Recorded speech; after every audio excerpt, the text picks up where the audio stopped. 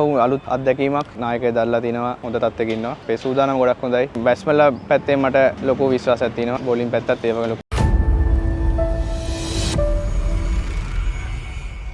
සංචාරක ශ්‍රී ලංකා කණ්ඩායම සහ බටහිර ඉන්දිය කොදිය කණ්ඩායම අතර ක්‍රිකට් තරඟාවලිය ආරම්භ වනවා. දෙරට අතර ප්‍රථම තරඟය සඳහා ශ්‍රී ලංකා කණ්ඩායමේ සූදානම පිළිබඳව නව නායක කුසල් මෙන්ඩිස් මාධ්‍යට අදහස් පළ කළා.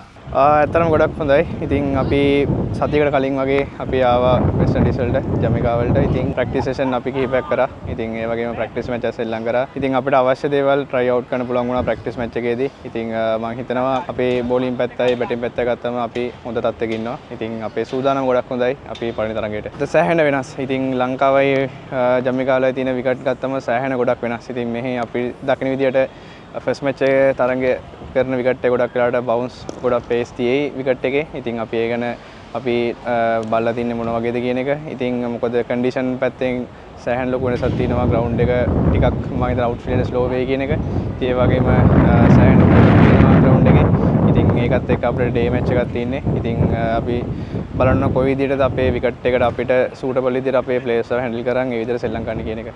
ඔව් ඇත්තටම ග්‍රවුන්ඩ් එහෙම ලොකු ලයින් එකක් නැහැ කියන විදිහට ලකුණු මීටර 65ක් කියන්නේ 50 ගණනත් 62 තමයි වැඩිම තියෙන්නේ.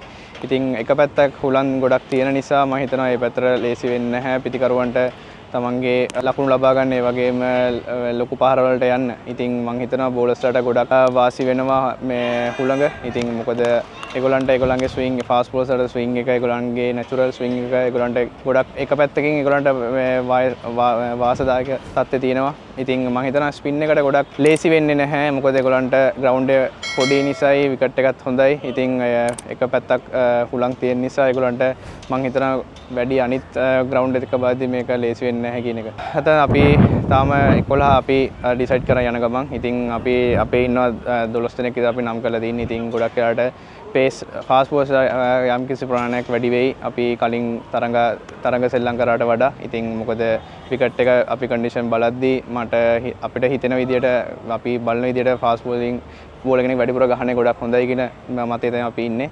ඉතින් හෙට තරඟෙදී අපි ඒකන සැලකිලිමත් වෙනවා. ඔව් අලුත් අත්දැකීමක්. ඉතින් කලින් නායකයෙක් දැල්ලා තිනවා. ඒක ඔෆිෂියලි හම්බෙච්ච නැති වෙලාවක් මේ පාර මට ඔෆිෂියලි හම්බුනේ. ඉතින් ඒක ගැන ගොඩක් සතුටුයි මං නායකයෙක් විදියට. ඉතින් කීප දෙනෙක් ඉන්නවා නායකත්වයේ දරපු ටීම් එකේ. වනිදු වසරංග, චරිත වසරංග, ඉතින් T20 දසුන් ශානක ඉන්නවා. ඉතින් ඒගොල්ලන්ත් එක්ක ඒගොල්ලන්ගේ අයිඩියාස් උත් මට නිතර ලැබෙනවා. ඉතින් මොකද වයිස් කැප්ටන් කෙනෙක් දාලා දෙනවා ටීම් එකේ ෆෝමැට් දෙකටම කමුදු මෙන්ඩිස්. ඉතින් එයාට එක්ස්පීරියන්ස් තියෙන ප්ලේයර් කෙනෙක්. ඉතින් නායකයෙක් විදියට මට ෆීල්ඩ් එකේදී විතරයි නායකත්වය දරන්න තියෙන්නේ. මට බැට් කරන්න ගියා. මගේ නෝමල් ගේම් එක මගේ බැටින් පැත්තයි මට හිතන්න තියෙන්නේ. ඉතින් මම හිතන්නේ ටීම් එකේ පැත්තේ මට ලොකු උදව් තියෙනවා. ඉතින් මොකද යං ප්ලේයර්ස්ලා අඩු පිරිසක් ඉන්නේ. ඉතින් මොකද පවන් රත්නායක මිලාන් එයා එක්ස්පීරියන්ස් අඩුයි. එයා වන් ඩේ සෙල්ලම් කරලා නැති හින්දා. ඉතින් අපි ඉස්සරහට යද්දී මිලාන්වත් අපි දිගටම බලන්න ඕන. ලංකාවෙන් පිට සෙල්ලම් කරද්දී ෆාස්ට් බෝලින් ඕවර් විදියට. ඉතින් ඒ වගේම දුනිත් වෙල්ලාලගේ ඉන්නවා යං ප්ලේ විදියට. ඉතින් බැට්ස්මන්ලා පැත්තෙන් මට ලොකු විශ්වාසයක් තියෙනවා. ඒ වගේම නායකයා විදියට බෝලින් පැත්තත් ඒ වගේ ලොකු විශ්වාසයක් තියෙනවා. ඔබේ නිෂ්පාදන ක්‍රීඩා ශේෂ්ත්‍රයට අදාළද? එසේනම් ඉහළ ප්‍රතිචාර සඳහා ලංකාවේ අංක 1 ක්‍රීඩා නාලිකාවේ ඔබේ දැන්වීමත් ප්‍රචාරය කරගන්න. දැන්ම අප අමතන්න 07 267 73 77